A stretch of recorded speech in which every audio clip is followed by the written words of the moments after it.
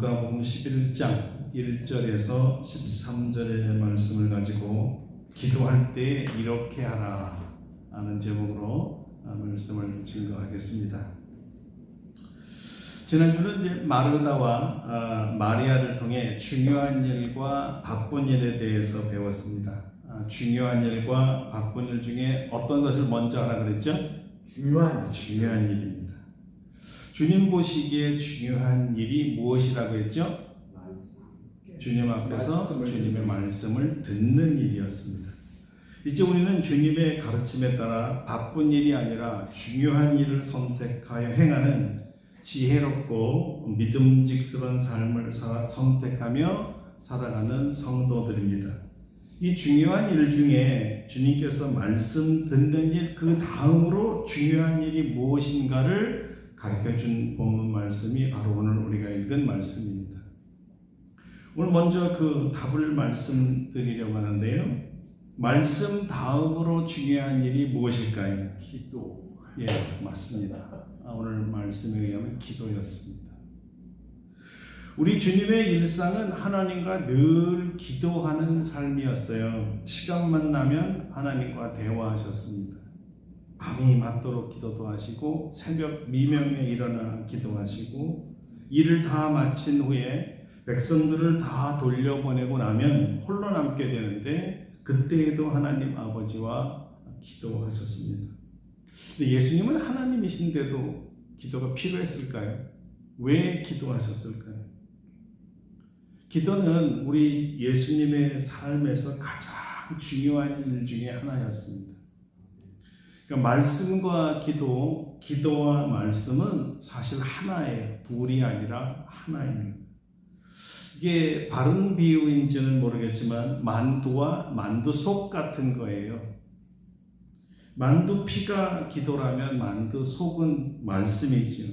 그러니까 만두속 없는 만두를 만두라고 부르지 않죠. 반대로 만두피 없이 속만 있어도 만두라고 부르지 않습니다. 우리 신앙생활에 가장 중요한 기도가 바로 만두와 만두속이 하나인 것처럼 말씀과 기도는 원래 하나였어요. 하나님을 만나는데 가장 중요한 것은 하나님께 나의 간구를 드리기 전에 하나님의 말씀을 듣는 겁니다.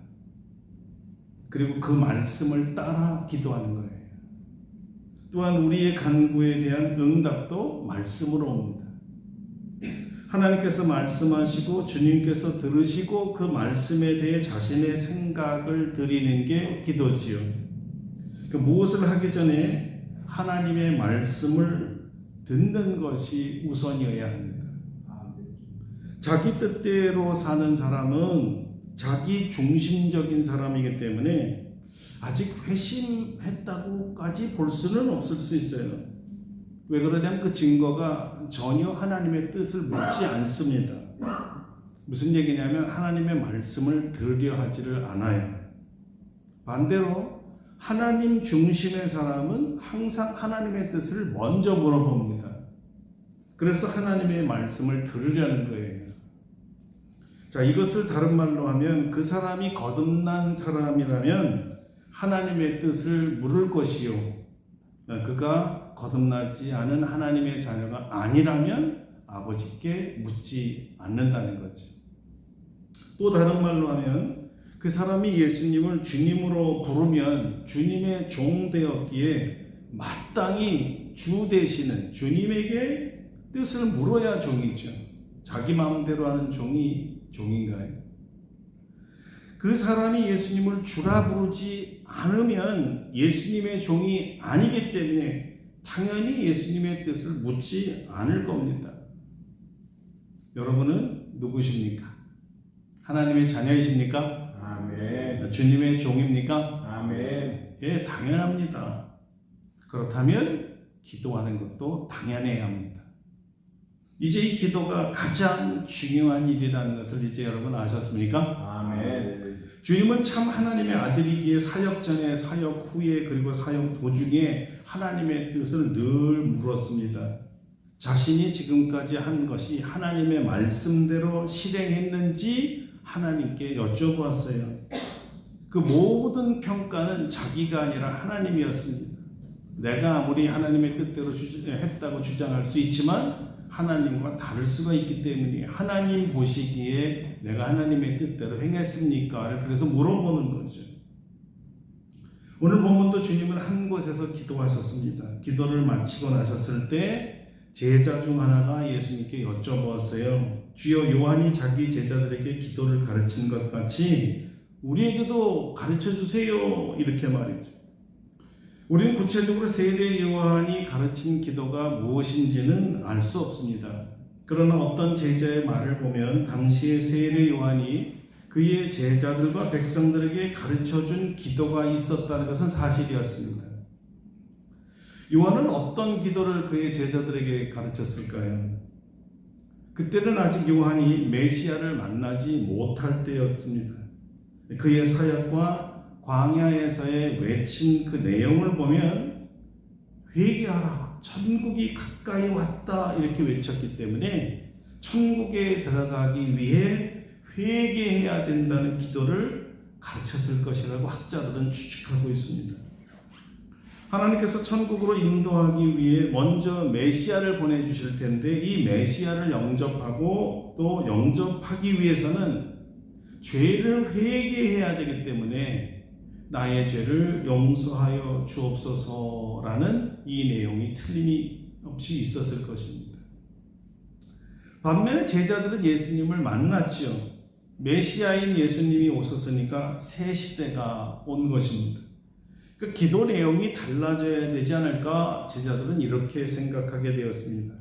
어쩌면 제자들은 예수님으로부터 새 기도를 받는 어떤 특권 의식을 갖고 싶었을지도 몰라요. 요한의 제자들과는 구별되고 차별화되고 특성화된 제자라는 평판을 바랬을지도 모릅니다. 어쨌든 제자들의 요청에 놀랍게도 주님은 그야말로 새 기도, 세례 요한의 기도와 다른 새 기도를 가르쳐 주셨는데요. 그것이 오늘도 우리가 고백한 주님이 가르쳐 주신 기도, 주기도문이라고 하죠. 자세히 보면 누가는 마태복음에서 전해준 내용과는 좀 다릅니다. 자, 2절부터 4절까지 제가 다시 한번 읽어드리겠습니다. 예수께서 이르시되 너희는 기도할 때 이렇게 하라. 아버지여, 이름이 거룩히 여김을 받으시오며 나라가 임하옵시오며 우리에게 날마다 일용할 양식을 주시옵고 우리가 우리에게 죄 지은 사람을 용서하오니 우리 죄도 사하여 주시옵고 우리를 시험에 들게 하지 마옵소서 하라. 아멘. 이게 전부입니다. 그러니까 우리가 시작할 때 우리가 함께 고백했던 주기도문하고 좀 다르죠? 네. 자, 첫째는 근데 이제 누가는 이것을 이제 5가지로 이제 제안했는데 그 첫째가 아버지 이름이 거룩히 여김을 받으옵소서라는 기도였습니다. 마태와의 차이는 마태는 그냥 아버지가 아니라 하늘에 계신 아버지라 그랬죠. 특별히 천부를 강조했습니다. 하늘에 계신 아버지지 그냥 아버지가 아니다라고 강조했죠. 그러니까 우리의 아버지는 천국에 계신 아버지라는 거예요. 그리고 두 사람 다 중요하게 여기는 것은 하나님은 천국에 계시던 여기 계시던 우리의 아버지가 되신다. 하나님은 우리의 아버지가 되신다는 것. 여러분 한번 따라해 보세요. 하나님은 나의 아버지시다. 하나님은 나의 아버지시다. 하나님은 우리의 아버지시다. 하나님이 우리 아버지시다. 아멘. 아멘. 그래요. 그러니까 제일 중요한 기도의 요소가 누구에게 기도하는가였습니다. 누구에게 기도합니까? 하나님 아버지죠. 하나님 아버지가 참 중요합니다. 하나님은 하나님이신데 하나님 아버지죠. 나를 낳으시고 나를 사랑해 주시고 나를 책임져 주시는 아버지라는 뜻입니다. 그래서 하나님을 아버지로 둔 자녀가 아버지께 구할 최고의 기도 그리고 최초의 기도는 아버지를 거룩하게 하는 일입니다. 그래서 마태의 기도 내용을 보면 우리를 통해 아버지의 이름이 거룩히 여김을 받으소서라고 했죠. 중요한 것이 아버지의 이름이었어요. 아버지의 명예를 뜻합니다. 하나님 아버지의 명예를 높여드리는 것이 하나님을 거룩하게 하는 일로 보았습니다. 그런데 그것이 바로 우리를 통해서였죠. 무슨 얘기냐? 우리가 잘하면 하나님께서 영광을 받으시지만 하나님의 자녀인 우리가 잘못하면 그 아버지까지 욕을 먹는다는 거예요. 우리가 잘해야 될 이유가 여기 있는 거죠. 어떻게 하면 우리 아버지가 기뻐하실까요? 아버지 뜻에 자녀가 순종할 때입니다. 그래서 마태는 뜻이 하늘에서 이루어진 것 같이 땅에서도 이루어지다라고 했어요. 아버지의 뜻을 어떻게 할 수 있습니까? 기도로 물어봐야 하고 말씀으로 들어야 합니다. 무엇이든지 하나님 아버지께 그 뜻을 물어보고 순종하여 하나님 아버지를 기쁘게 해드리는 자녀 되기를 바랍니다. 자, 이것이 예수님께서 가르쳐준 제1번 기도이고요. 급하게 우리의 간구와 소원부터 구하지 말라라는 가르침이었어요. 자, 여러분은 어떠세요? 기도 시작하면 무엇부터 기도합니까? 하나님의 나라와 하나님의 의와 하나님의 이름을 위해서 먼저 기도하시나요? 그렇게 하지 말고 예수님은 하나님의 이름이 거룩히 여김을 받는 것을 먼저 기도하라고 가르쳐 준 거예요. 그래서 마태복음 6장 33절에는 너희는 먼저 그의 나라와 의를 구하라고 구체적으로 말씀하시는 거고요. 하나님이 영광 받으시고 거룩히 여김을 받으려면 어떻게 해야 되는지 그것을 우리가 구해야 된다 이 말이죠. 우리 하나님 영광 돌리기 원합니다. 그러나 어떻게? 내 뜻과 내 스타일, 내 방법이 아니라 하나님의 뜻, 하나님을 기쁘게 하는 방법이 뭡니까를 물어보는 거죠. 자, 이런 것을 우리가 잘 모를 때 어떻게 해야 된다 그랬나요? 지난주 제가 설교했는데 우리가 마땅히 구할 바를 모르면 어떻게 해야 돼요? 성령님의 도움을 청해야죠. 성령님께 도움을 청해야 돼요. 자, 로마서 8장 26절 27절입니다. 이와 같이 성령도 우리의 약함을 아시나니 도우시나니 우리는 마땅히 기도할 바를 알지 못하나 오직 성령이 말할 수 없는 단식으로 우리를 위하여 친히 간구하시느니라. 마음을 살피시는 이가 성령의 생각을 하시나니 이는 성령이 하나님의 뜻대로 성도를 위하여 간구하시느니라. 자, 성령님께 도움을 우리가 요청하면 성령님께서 탄식하시면서 간구하여서 우리가 마땅히 구할 바가 무엇인지를 알려주신다는 거예요. 그러니까 기도를 어떻게 해야 될지, 어떻게 기도하면 주님이 기뻐하실지를 모르신다면 먼저 성령님께 물어보세요. 성령님, 어떻게 하면 주님을 제가 기쁘게 하는 기도를 할 수 있을까요? 이렇게 말이죠. 자, 두 번째, 하나님의 나라가 임하게 해달라는 기도였습니다. 하나님의 나라는 하나님이 다스리는 나라를 말합니다. 하나님의 통치를 말하죠. 그리고 통치는 누가 합니까? 왕이 하는 거죠. 그래서 하나님이 왕이 돼서 다스리는 나라를 하나님의 나라라고 하는 거예요. 자, 하나님의 나라가 임하는가 임하지 않는가는 순수히 우리에게 달려있다는 것을 여러분 아셔야 합니다. 무슨 얘기냐면 하나님의 통치를 내가 받아들일 것인지 아닌지를 내가 결정하기 때문에 이 나라라는 것은 영토적 개념이 아니라 하나님의 통치와 주권에 대한 개념이거든요. 하나님이 나의 왕이 되셔서 나를 다스릴 권세가 있는 분 맞습니다라고 인정하면 바로 그때 하나님 나라가 우리 안에 임하는 거예요. 우리 마음에 하나님을 왕으로 모시고 하나님이 다스리도록 내가 허락해야 돼요. 하나님 나를 다스려 주세요. 그럴 때 우리 마음이 하나님의 나라가 되는 거예요. 저절로 되는 게 아니라는 거죠. 왕과 그의 백성의 관계가 성립될 때만 나라가 임하는 거예요. 그의 백성이 되는 길은 단순합니다. 하나님의 통치에 그저 순종하고 아멘하는 길밖에 없습니다. 하나님의 나라가 임하면 의와 평강과 희락이 넘칩니다. 하나님이 다스리기 때문에. 아멘. 주님은 우리 마음에 하나님의 나라가 이루어져서 우리가 하나님과 의좋게 지내고 평강과 기쁨에 넘치는 삶이 되기를 원하세요. 그래서 예수님께서 하나님의 나라가 임하도록 기도하라고 가르쳐 주신 거예요. 밖에서는 전쟁이 소리가 들려오고 환란이 들려오고요. 또 요즘처럼 환율이 급하게 올라버리고 대내외적으로 실망스러운 뉴스들만 들려와도 자기 안에 하나님의 나라가 이루어진 사람의 그 심령은 하나님의 평강과 희락이 있다는 거 아주 희한한 거예요. 이것이 하나님 나라의 특징입니다. 아무리 어려운 환경에 들어가도 주님 주신 평강과 기쁨을 빼앗길 길이 없습니다. 자, 셋째는 날마다 일용할 양식을 구하라 하셨습니다. 기도는 우리의 필요를 천지를 지으신 창조주 하나님이시며 우리 아버지에게 구하는 자녀의 기도예요. 자녀들의 기도.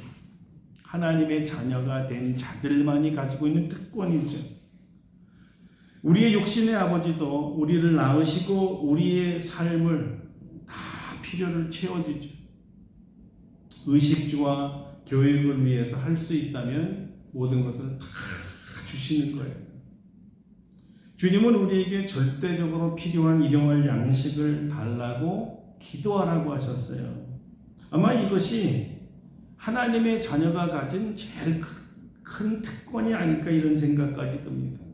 하나님을 아버지로 믿는다면, 그리고 우리를 낳으시고 사랑하는 나의 아버지라고 믿는다면 자녀들은 아버지께 구하는 것이 자연스럽고 당연하고 그리고 당당하게 아주 편하게 구하게 됩니다. 왜냐하면 아버지와 아들, 아버지와 딸, 이 가족관계에는 사랑의 관계이기 때문에 거기 더 이상 체면이 없고요. 부끄러운 게 아니고요. 자존심 상하는 것도 아니고 어려운 거 아니에요. 사랑하는 아버지께 간구하는 거니까. 어릴 때 저희 선생님께서 그때는 제가 이해할 수 없는 말을 하셨어요. 어렸으니까. 그것이 무엇이냐면 이런 말씀을 하시더라고요. 아버지 것은 다 내 것이다. 아버지 것은 다 네 거야. 무슨 뜻인지 여러분 아시죠? 이렇게 구체적으로 얘기하신 거예요. 아버지 돈 다 네 것이야. 아버지 집도 다 네 집이고 땅도 다 네 것이다. 이 집에 있는 것이 다 네 것이다. 이렇게 말씀하셨어요. 자, 여러분, 냉장고에 넣어둔 과일이나 또는 주스를 먹을 때 저는 아버지께 물어보고 먹어본 적 없습니다. 아버지, 이거 먹어도 돼요? 왜 그러죠? 그냥 먹는 줄 알아요. 내 건 줄 알았어요. 물어볼 필요가 없었죠. 그냥 집에 있는 거니까. 근데 이제 이게 바로 우리 아버지 것이 다 제 것이라는 말인 줄 그때는 몰랐어요. 아, 이게 그런 뜻이라 내가 마음대로 먹을 수 있었던 거구나. 내 것이 되었구나. 아버지 건데. 이해되셨어요? 아버지 것은 다 내 것이에요. 아버지께 용돈을 달라고 하면 두말 없이 척척 주셨던 것이 바로 아버지께 다 네 것이다라는 그런 말씀인 줄 그때는 몰랐어요. 아버지는 아들을 위한 존재였습니다. 큰 바위와 같은 존재이셨죠. 저는 아버지께 용돈 달라는 것이 그렇게 어렵지 않았습니다. 근데 용돈 달라고 할 필요도 없었던 것이 어떻게 하셨는지 용돈 떨어질만 하면 용돈 필요하지. 그래서 먼저 주셨기 때문에 용돈을 달래본 적이 없었던 것 같아요. 우리가 하나님 아버지에게 구하지 못하는 것은 이런 이유입니다. 하나님 아버지께 이런 거 구해도 되나? 구하면 안 되는 줄 알고 있는 사람이 의례 많습니다. 더 나아가서 구해도 주시지 않을 거야. 이렇게 알고 있는 분들도 상당히 많아요. 그래서 주님은 이렇게 얘기하는 겁니다. 아니야. 그건 너의 오해다.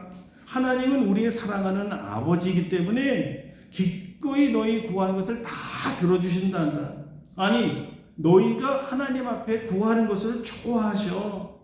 그리고 구하는 것을 기꺼이 풍성하게 넘치게 흐르도록 주는 것을 좋아하신단다. 이렇게 가르쳐 주신 거예요. 그러니까 하나님께 구하라 하시면서 아주 쉽게 이해할 수 있도록 한 비유를 들려주셨어요. 이 비유가 바로 우리가 잘 아는 간청의 기도라는 겁니다.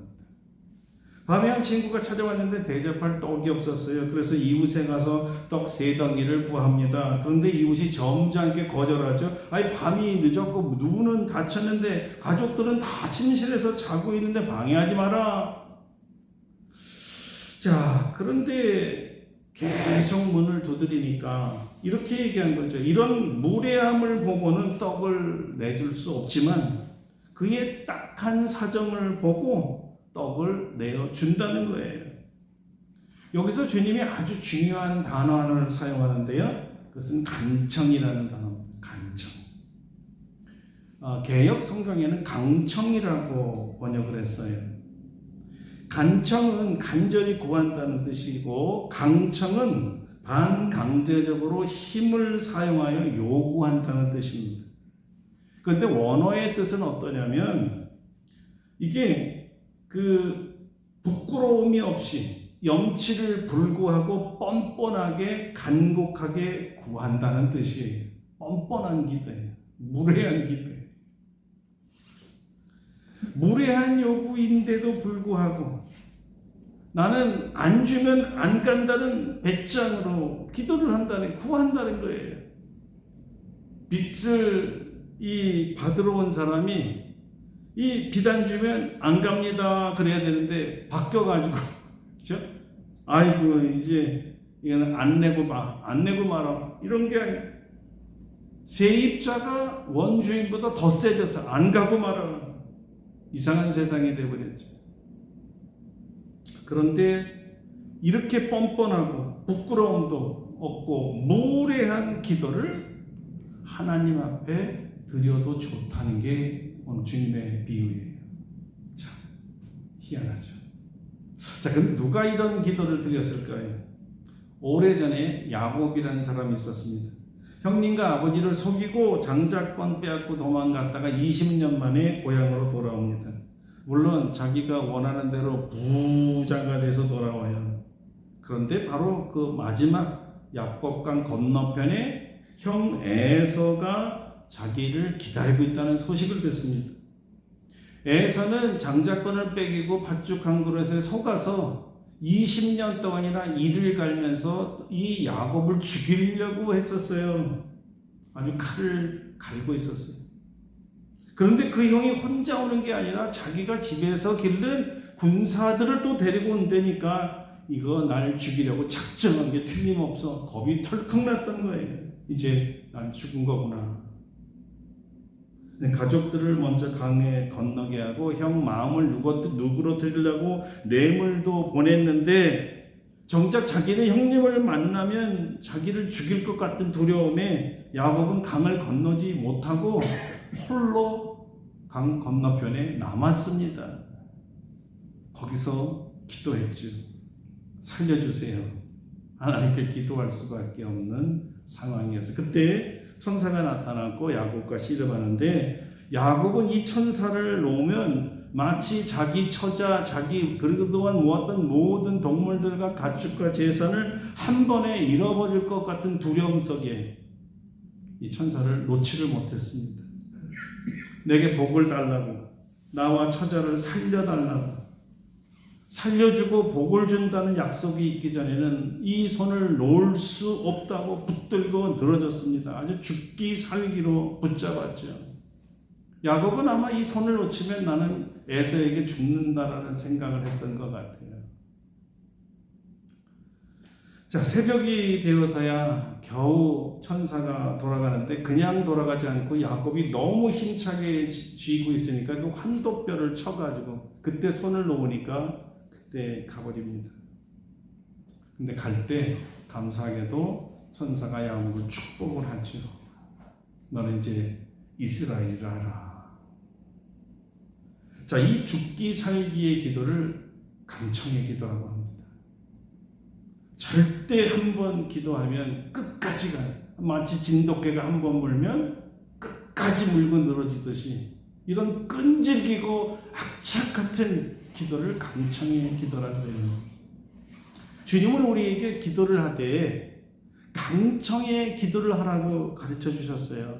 하나님 아버지께 구할 때 정말 필요하기 때문에 놓칠 수 없는, 응답받기 전에는 절대 갈 수 없는, 그래서 끈질기게 하나님 앞에 무례하게 부르짖을 수밖에 없는 이런 기도를 하나님은 들어주신다는 거예요. 그냥 한번 구해보는 거 그렇게 하면 안 된다는 거예요. 속된 말로 믿져요 번전인데 안 들어주면 그만이고 이런 식의 기도하지 말라는 거예요. 절대적으로 나에게 주셔야 하기 때문에 주실 때까지 하나님 붙잡고 하는 기도를 말하는 거예요. 하나님께서 들어주신다는 거죠.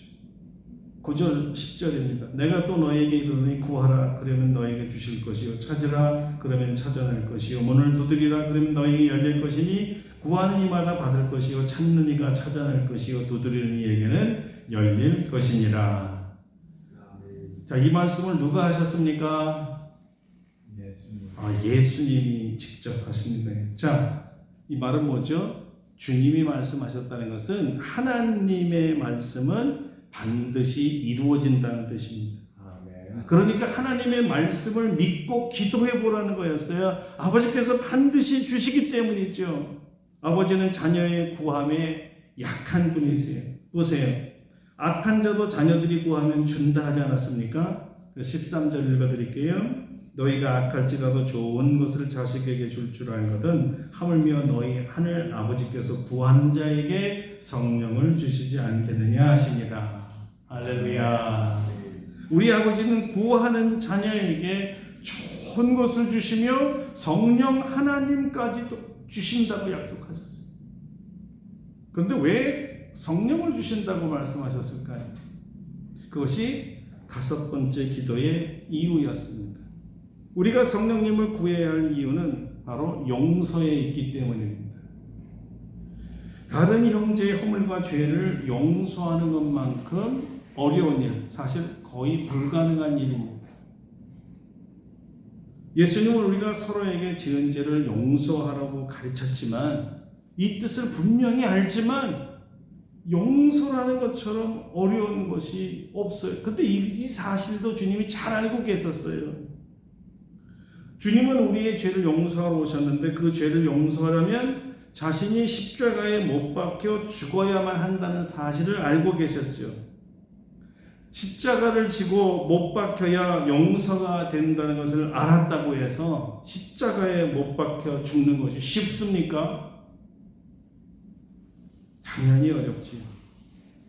아무도 할 수 없는 일이죠. 그래서 주님도 핏방울이 되도록 기도할 수밖에 없었던 거잖아요. 이게 쉬운 일이면 핏방울까지 흘려가며 기도할 필요가 있었겠어요? 그만큼 어려운 일이었죠. 용서라는 것은 사람의 힘으로는 자신의 의지로는 잘 안 되는 성질이 있습니다. 주님은 그런데 어떻게 이 고난의 십자가를 질 수 있었을까요? 그게 바로 성령의 능력 때문이라는 것입니다. 이 능력으로 십자가를 지시고 죽으셨기 때문에 우리를 용서하실 수 있었던 거예요. 부활하신 후 제자들에게도 그래서 너희는 성령을 받아야 한다 이렇게 말씀하셨어요. 왜냐하면 성령의 능력이 아니고는 죄를 용서하기 힘들다는 것을 주님이 아셨다는 거죠. 그래서 너희가 내가 가르친 대로 내가 너희를 용서한 것처럼 용서하려면 성령의 권능을 받아야 된다. 하나님의 힘이 아니면 용서는 안 되는 거야. 여러분 뒤돌아보세요. 용서가 쉽지 않죠. 아직까지 용서 안 된 사람도 있죠. 왜 그렇습니까? 마음으로 안 되는 성질이 있어요. 우리 힘으로 안 되는 거예요. 여기 아주 아이러니컬한 게 있는데요. 그래서 용서를 하기 싫은 사람은요, 성령의 능력을 구하지 않습니다. 용서할까 봐. 참 아이러니하죠. 그러나 용서하기를 원하는데 내 뜻대로 안 되는 사람은 성령의 능력을 구하고 성령께서 주시는 힘을 얻으면 용서가 가능하다라는 거예요. 반드시 성령을 보내주신다는 것이 주님의 약속입니다. 여러분 누군가 머리에 떠오른 그 어떤 사람을 용서하기 원하십니까? 여러분 마음속에 대답하십시오. 원하시면 성령을 구하시면 됩니다. 성령께서 도우셔서 용서가 가능해지게 하실 것입니다. 아멘. 아마 사탄은요 그 틈새를 타서 용서하지 말라고 유혹할 것입니다. 하나님의 뜻은 용서입니다. 또 마귀는 용서하지 말라고 우리를 시험하죠.